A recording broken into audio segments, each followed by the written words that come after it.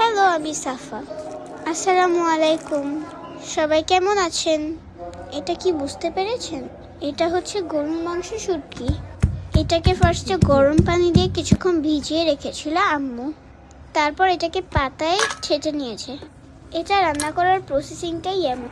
চাইলেই এটাকে চুলায় ডিরেক্ট দেওয়া যাবে না, কারণ এটা অনেক শক্ত হয়ে থাকে।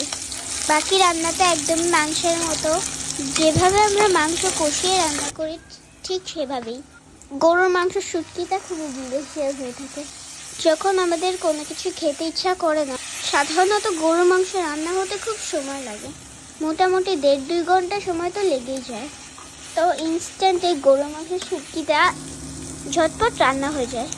বাকি রান্নাটা আপনারা নিজেরা দেখলেই বুঝতে পারবেন।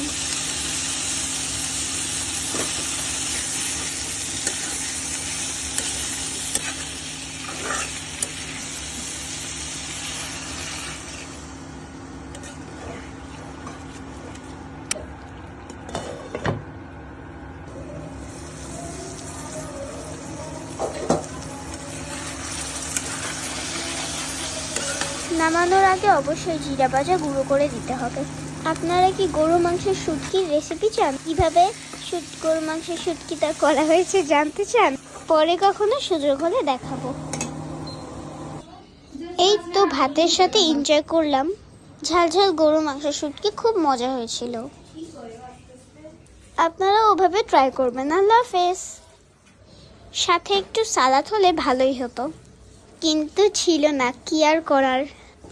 এই যে দেখুন শুটকিগুলা কি সুন্দর করে রান্না হয়েছে।